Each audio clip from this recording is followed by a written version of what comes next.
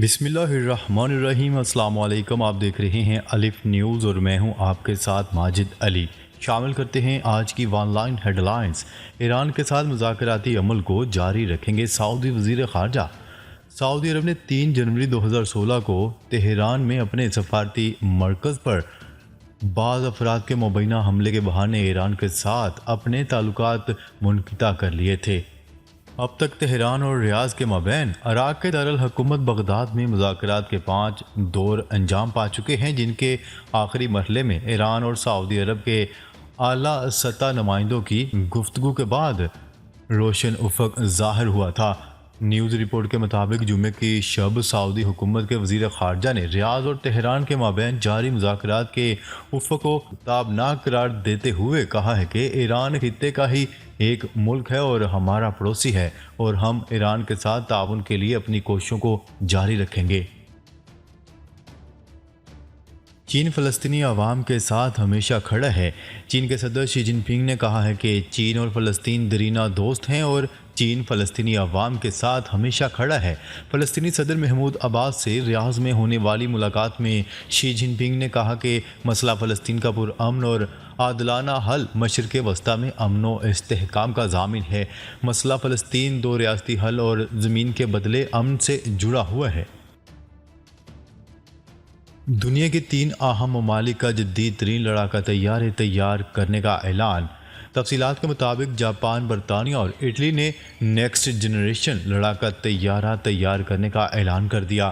یہ منصوبہ 2035 میں مکمل ہوگا۔ تینوں ممالک کے مشترکہ منصوبے میں امریکہ سمیت دیگر اتحادیوں کے ساتھ مستقبل میں تعاون کی گنجائش موجود ہے۔ چین کے ساتھ شراکت داری وسیع کر رہے ہیں سعودی وزیر خارجہ۔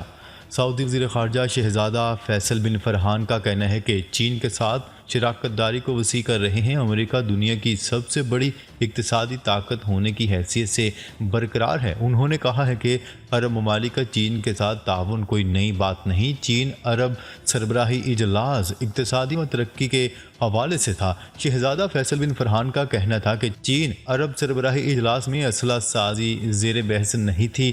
چین کے ساتھ تعلقات اور شراکت داری اسلحہ سازی سے زیادہ بڑھ کر ہے۔ انہوں نے کہا ہے کہ ہماری امریکہ، چین، بھارت، جرمنی اور جاپان کے ساتھ اسٹریٹجک شراکت داری ہے، ایک سمت کی بجائے تمام سمتوں پر متحرک ہیں۔ برطانیہ میں تاریخ کی شدید ترین سردی کی پیشگوئی، شہریوں کے لیے الرٹ جاری۔ برطانیہ میں تاریخ کے شدید ترین سرد موسم کی پیشگوئی کر دی گئی۔ ہیلتھ سیکیورٹی ایجنسی نے شہریوں کے لیے الرٹ جاری کر دیا۔ برطانوی میڈیا کی رپورٹ کے مطابق ملک کے کئی حصوں میں درجہ حرارت -10 ڈگری تک گر سکتا ہے۔ برطانوی ہیلتھ اتھارٹی ایجنسی نے یارک شائر کے لیے وارننگ جاری کرتے ہوئے کہا ہے کہ عوام غیر ضروری طور پر گھروں سے نہ نکلیں۔ میڈیا رپورٹس میں بتایا گیا ہے کہ شمالی برطانیہ کے بیشتر علاقوں میں گزشتہ رات ہلکی برف باری ہوئی۔ اسلامی تعاون تنظیم کے سیکرٹری 3 روزہ دورے پر پاکستان پہنچ گئے۔ نیوز رپورٹ کے مطابق OIC میں پاکستان کے مستقل نمائندے رضوان سعید شیخ اور DG اسلامی تعاون تنظیم فروغ اقبال خان نے سیکرٹری جنرل کا ایئرپورٹ پر استقبال کیا۔ اسلامی تعاون تنظیم کے سیکرٹری جنرل وزیر خارجہ بلاول بھٹو زرداری کی دعوت پر دورہ کر رہے ہیں۔ ترجمان دفتر خارجہ کا کہنا ہے کہ سیکرٹری جنرل OIC حسین ابراہیم طہا دورے کے دوران وزیر اعظم شہباز شریف اور بلاول بھٹو سے بھی ملاقات کریں گے، جس میں OIC ایجنڈے پر تفصیلی تبادلہ خیال کیا جائے گا۔ یوکرین جنگ میں روسی فوج کی سب سے زیادہ مدد ایران کر رہا ہے، امریکہ نے بڑا الزام عائد کر دیا۔ امریکہ نے ایک بار پھر الزام عائد کرتے ہوئے کہا ہے کہ ایران یوکرین جنگ میں روس کی سب سے زیادہ مدد کر رہا ہے۔ عالمی خبرساں ادارے کی رپورٹ کے مطابق امریکہ نے خبردار کیا ہے کہ یوکرین جنگ میں روس اور ایران کے تعلقات ایک مکمل دفاعی شراکت داری کی طرح ہو گئے ہیں، جو ایک دوسرے کی مدد سے میدان جنگ میں آگے بڑھ رہے ہیں۔ پیٹرول کی قیمتوں اور مسلسل لوڈ شیڈنگ پر بنگلہ دیش میں ہنگامے پھوٹ پڑے۔ بنگلہ دیش کے دارالحکومت میں ہزاروں افراد پیٹرول کی بڑھتی ہوئی قیمتوں اور بجلی کی لوڈ شیڈنگ کے خلاف احتجاجاً سڑکوں پر نکل آئے، جس کے دوران پولیس سے جھڑپ بھی ہوئی۔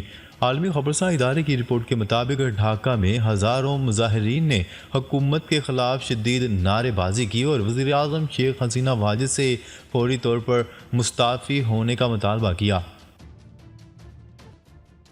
سیکیورٹی فورسز کی افغانستان سرحد پر کارروائی۔ سیکیورٹی فورسز اور سی ٹی ڈی کی کارروائی میں پاک افغان بارڈر پر سرحد پار کرنے والے 4 دہشت گردوں کو ہلاک کر دیا گیا۔ حکام کے مطابق دہشت گردوں بارڈر پار کرنے کی مصدقہ اطلاعات پر افغان باؤنڈری پر دہشت گردوں کے خلاف انٹیلیجنس بیسڈ آپریشن کیا گیا۔ سی ٹی ڈی کے مطابق دہشت گردوں کا تعلق داعش سے تھا، جو کہ دہشت گردی، target killing, hand grenade attack, bomb دھماکوں اور سیکیورٹی فورسز پر حملوں کے متعدد مقدمات میں سی ٹی ڈی کو مطلوب تھے۔ دی لیجنڈ آف مولا جٹ کو انڈیا میں ریلیز نہیں ہونے دیں گے۔ بھارتی انتہا پسند جماعت کے رہنما نے دھمکی دی ہے کہ وہ پاکستان کی blockbuster film the legend of Maula Jatt کو بھارت میں ریلیز نہیں ہونے دیں گے۔ دی لیجنڈ آف مولا جٹ کو پاکستان سمیت دنیا بھر میں 13 اکتوبر کو ریلیز کیا گیا اور صرف ایک ماہ کے دوران فلم نے دنیا بھر سے 200 کروڑ روپے کا بزنس کر کے ریکارڈ قائم کر دیا۔ یہ پنجابی زبان کی بھی سب سے زیادہ بزنس کرنے والی فلم ثابت ہوئی۔ سعودی عرب برج خلیفہ سے دگنی بلند ترین عمارت تعمیر کرے گا۔ سعودی عرب نے دبئی میں دنیا کی بلند ترین عمارت برج خلیفہ سے بھی 2 گنا بلند ترین عمارت تعمیر کرنے پر غور شروع کر دیا۔ یہ عمارت دارالحکومت ریاض میں تعمیر کی جائے گی۔ ماہرین کا کہنا ہے کہ عمارت پر $5 بلین کی لاگت آئے گی اور یہ برج خلیفہ سے دگنا اونچی ہوگی۔ یوکرین جنگ۔ یورپی یونین نے روس کے 19 ارب یورو کے اثاثے منجمد کر دیے۔ بیلجیم اور لکسمبرگ کی قیادت میں یورپی یونین کے ممالک نے یوکرین کے خلاف جنگ کی وجہ سے پابندیوں کی زد میں آنے والے روسی اداروں کے 18.9 ارب یورو کے اثاثے منجمد کر دیے۔ عالمی میڈیا کی رپورٹ کے مطابق روس کے سب سے زیادہ اثاثے بیلجیم نے منجمد کیے ہیں۔ ان اثاثوں کی مالیت 3.5 ارب یورو ہے۔ اس کے علاوہ لکسمبرگ نے 2.5 ارب، اٹلی 2.3 ارب اور جرمنی نے 2.2 ارب یورو کے اثاثے منجمد کیے ہیں۔ پاکستان میں سیلاب متاثرین کی صورتحال انتہائی تشویشناک ہے۔ اقوام متحدہ ترجمان سیکرٹری جنرل اقوام متحدہ اسٹیفن ڈوجارک کا کہنا ہے کہ پاکستان میں سیلاب متاثرین کی صورتحال انتہائی تشویشناک ہے۔ اسٹیفن ڈوجارک نے پاکستان میں سیلاب متاثرین کے مسائل پر بریفنگ دیتے ہوئے بتایا، موسم سرما کی آمد کے ساتھ ہی پاکستان میں سیلاب متاثرین کے مسائل بڑھ گئے ہیں۔ پاکستان میں سیلاب متاثرین کی صورتحال انتہائی تشویشناک ہے۔ سیلاب سے متاثرہ لوگوں کی ضروریات میں شدت آ گئی ہے۔ صورتحال سے نمٹنے کے لیے فوری طور پر مزید وسائل کی ضرورت ہے۔ برطانیہ میں خواتین کی حفاظت کے لیے قانون سخت کر دیے گئے۔ سڑک پر کسی بھی طرح لڑکی کو ہراساں کیا تو 2 برس کی سزا دی جائے گی۔ برطانوی وزیر داخلہ نے نئے منصوبے پر کام شروع کر دیا۔ اس قانون کے تحت کسی کو دیکھ کر سیٹی بجانا، نامناسب اشارہ کرنا، پیچھا کرنا اور گھورنا جرم ہوگا۔ برطانوی وزیر داخلہ نے کہا ہے کہ ہر خاتون کو کہیں بھی جانا، کسی بھی راستے سے گزرنا محفوظ لگنا چاہیے۔ میسی کی ٹیم سنسنی خیز مقابلے کے بعد سیمی فائنل میں پہنچ گئی۔ ارجنٹینا نے نیدرلینڈ کو دوسرے کوارٹر فائنل میں پینلٹی ککس پر 4-3 سے ہرا دیا۔ پہلے 2 ہاف میں میچ 2-2 گول سے برابر رہا، جبکہ اضافی وقت میں کوئی ٹیم گول نہ کر سکی۔ سنسنی خیز میچ کا فیصلہ پینلٹی ککس پر ہوا۔ یوٹیوب پر ہر جانے کا دعویٰ کرنے والے کو خود جرمانہ دینا پڑ گیا۔ بھارتی عدالت میں ریاست مدھیہ پردیش کے نوجوان نے درخواست دی تھی کہ یوٹیوب پر آنے والے اشتہارات سے ان کا دھیان بھٹ جاتا ہے اور اسی وجہ سے وہ مقابلے کے امتحان پاس نہیں کر سکے۔ اس درخواست کو عدالت نے بے بنیاد قرار دیتے ہوئے خارج کر دیا اور کہا کہ یہ آرٹیکل 32 کے تحت سب سے بے بنیاد درخواستوں میں سے ایک ہے اور ایسی درخواستیں صرف عدالت کا وقت ضائع کرتی ہیں۔ فیفا ورلڈ کپ سابق مس کروشیا کو میدان سے نکال دیا گیا۔ غیر ملکی خبرساز ایجنسی کی رپورٹ کے مطابق قطر میں جاری فیفا ورلڈ کپ کے دوران سابق مس کروشیا نے نامناسب لباس زیب تن کر لیا، جس پر سیکیورٹی اہلکاروں نے انہیں میدان سے باہر نکال دیا۔ نامناسب لباس زیب تن کرنے پر جب مس کروشیا کو سیکیورٹی اہلکاروں نے میدان سے باہر نکالنے کی ہدایت کی تو انہوں نے اہلکاروں سے بات کرنا چاہی، تاہم انہیں میدان سے باہر نکلنے کا حکم دیا گیا۔